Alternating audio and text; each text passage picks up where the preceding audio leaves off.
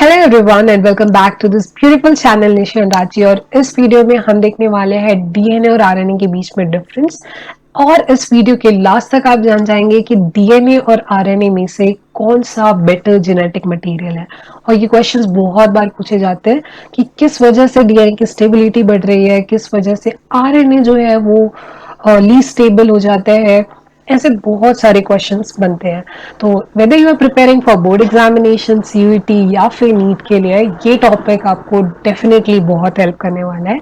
तो चलिए स्टार्ट करते हैं एंड सबसे पहले डीएनए और आरएनए की बेसिक चीज को देखते हैं। We all know that DNA is a genetic material and RNA is also a genetic material, but the difference lies in their structure.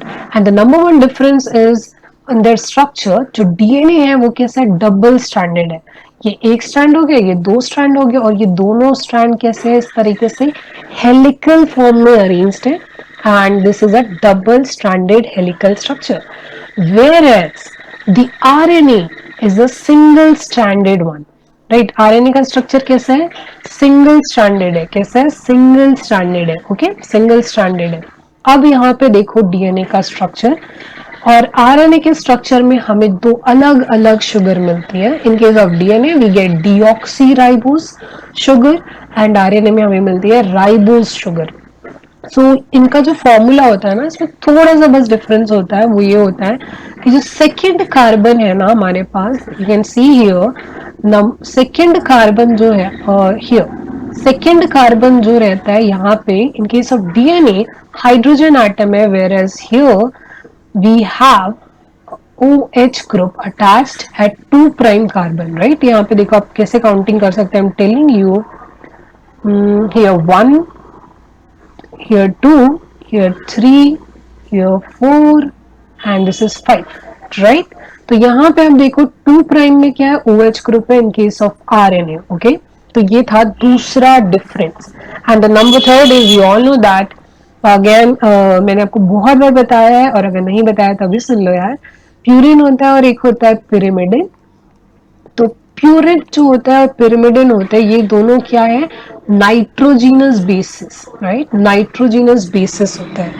अब जो डीएनए है उसके केस में क्या, कौन से बेसिस प्रेजेंट है, adenine, thymine, guanine, cytosine, right? But in case of RNA हमें थाइमिन की जगह में क्या मिलेगा, thymine will be replaced by uracil. Thymine जो होगा वो किससे रिप्लेस्ड होगा, बाय यूरेसिल। बाकी आरएनए में साइटोसिन में भी मिलेगा, एडेनिन भी मिलेगा एंड ग्वानिन भी मिलेगा। Okay, so these are the basic differences between DNA and RNA. Now let's see कि ये सारी चीजों में कैसे, दोनों में से कौन सा बेटर जेनेटिक मटेरियल है। प्रीवियस वीडियो में यू मस्ट हैव लर्न कि कैसे, कौन सा जेनेटिक मटेरियल है। And there comes one scientist named as Hershey and Chase. ठीक है, तो ये दोनों साइंटिस्ट ने बताया था कि डीएनए जो है वो एक जेनेटिक मटेरियल है। बट क्या आरएनए जेनेटिक मटेरियल नहीं है? आरएनए भी जेनेटिक मटेरियल है। आरएनए जो है वो मोस्टली हमें कहाँ मिलता है, कौन से टाइप के ऑर्गेनिजम्स में मिलता है? तो they are mostly found in viruses. If I talk about tobacco mosaic viruses, right? Tobacco mosaic viruses, या फिर मैं किसी बैक्टीरियोफाज की बात करूं, तो ये दोनों ही क्या है, दोनों ही वायरसेस जिनमें genetic material is RNA. Okay, तो डीएनए भी है और आरएनए भी है, बट बेटर जेनेटिक मटेरियल क्या है, चलिए समझते हैं। अब देखो, बेटर जेनेटिक मटेरियल की प्रॉपर्टीज क्या होती है, कुछ क्राइटेरिया होता है। अगर किसी भी चीज को अगर हम बोलते हैं कि हाँ, if I am having 2 pens, मैं बोल रही हूँ कि कौन सी बेटर पेन है, तो मैं बताऊंगी कौन सी ज्यादा इन्फ्लुएंट है, उसका कॉस्ट क्या है, कितने दिन तक चलती है, उसका कलर कैसा है, राइट?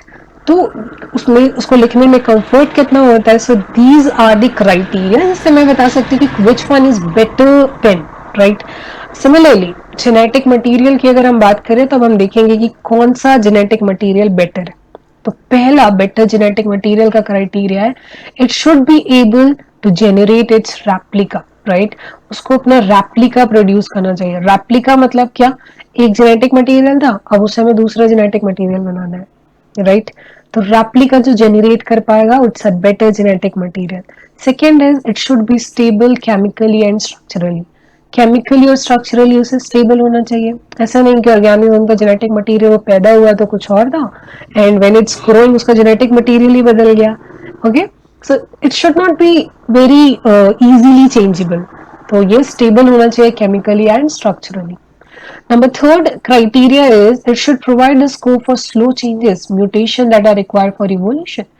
अब इवोल्यूशन की तो हम बहुत बात करते हैं कि इवोल्यूशन अगर हो रहा है तो कई बार ऑर्गेनिज्म जो होते हैं उसमें कुछ चेंजेस आ जाते हैं और उसकी जो अडेप्टेबिलिटी रहती है वो बढ़ जाती है, राइट।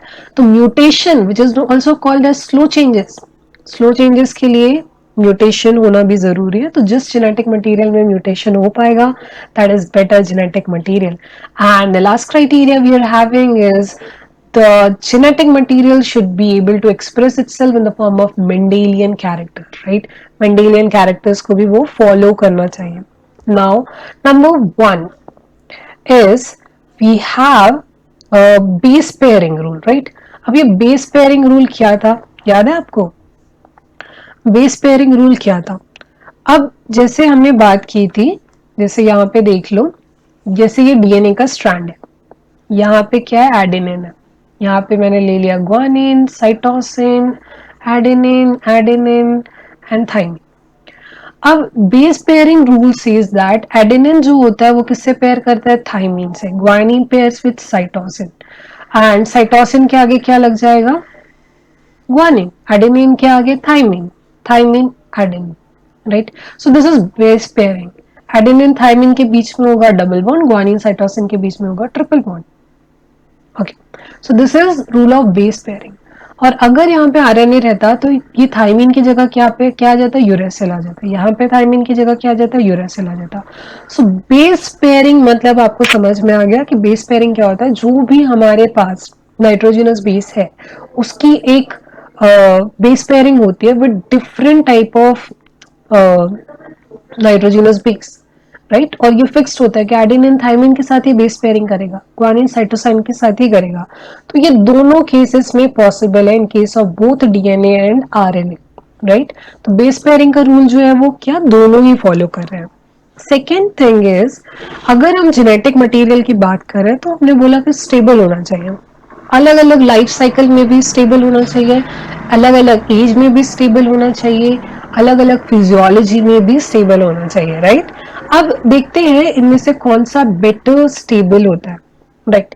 अब देखो ग्रिफिथ एक्सपेरिमेंट में हमने देखा कि जब हमने उसको हीट किल्ड कर दिया था, ठीक है, बट जब उसको हमने फेवरेबल कंडीशन दे दिया तो वो जेनेटिक के जो स्ट्रैंड्स थे, दोनों स्ट्रैंड्स थे, वो क्या आ गए, वापस पास आ गए और वो फिर से अपनी प्रॉपर्टीज को क्या कर पाया, एस्टेब्लिश कर पाया।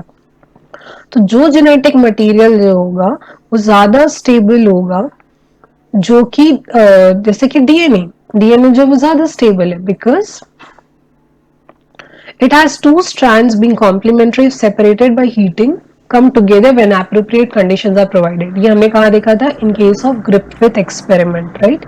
और भी कुछ प्रॉपर्टीज है जिससे स्टेबिलिटी बढ़ जाती है। अब जैसे मैंने आपको स्ट्रक्चर दिखाया था, here we have structure of DNA and RNA जिसमें ये था deoxyribose एंड ये था राइबोस। ओके, तो यहाँ पे जो 2' OH है और यहाँ पे क्या है, H है। तो स्टेबिलिटी जो होती है आरएनए में, जो 2' OH होती है वो उस आरएनए को क्या कर देती है, लेबाइल बना देती है, मतलब वो इजीली डिग्रेड हो सकता है। आरएनए को क्या बना देती है, रिएक्टिव बना देती है, उसकी स्टेबिलिटी को क्या कर देती है, कम कर देती है। वहीं पे हमने जो बोला बेस पेयरिंग के रूल में, हमने यहाँ पे जो देखा कि जो थाइमिन है, थाइमिन कहाँ प्रेजेंट होता है, in case of DNA. Thymine is placed in case of DNA, right. Thymine कहाँ प्रेजेंट होता है, डीएनए में। तो डीएनए में चूंकि जो थाइमिन प्रेजेंट है उसकी वजह से इसकी स्टेबिलिटी क्या हो जाती है, डीएनए की बढ़ जाती है, स्टेबिलिटी बढ़ जाती है। ओके, फिर हमारे पास आता है इन सारी वजह से जो डीएनए होते हैं वो क्या हो जाते हैं, ज्यादा डीएनए जो होते हैं वो ज्यादा स्टेबल होते हैं, डीएनए लेस रिएक्टिव होते हैं। ऑब्वियसली लेस रिएक्टिविटी मतलब मोर स्टेबिलिटी, स्ट्रक्चरली ज्यादा स्टेबल होंगे and when compare to RNA. इसीलिए हमने कहा कि डीएनए जो है क्या है, वो बेटर जेनेटिक मटेरियल है। डीएनए के बेटर जेनेटिक मटेरियल होने के क्या क्या रीजन हमने देखा। पहला कि जो दोनों स्ट्रैंड्स होंगे वो क्या हो जाएंगे, अप्रोप्रिएट कंडीशंस में वापस आके जुड़ जाएंगे, ठीक है। सेकेंड चीज, उसमें आरएनए में 2 प्राइम OH होता है, जिसकी वजह से वो लेस स्टेबल हो जाता है। थाइमीन का प्रेजेंस होने की वजह से वो ज्यादा स्टेबल हो जाता है डीएनए, राइट। अब जो है म्यूटेशन की बात करें तो विच वन म्यूटेट्स फास्टर, ऑब्वियसली जो ज्यादा रिएक्टिव होगा। तो डीएनए एंड आरएनए दोनों ही म्यूटेट कर सकते हैं, बट आरएनए ज्यादा अनस्टेबल होगा, तो अनस्टेबिलिटी की वजह से उसका फास्टर रेट में म्यूटेशन होगा।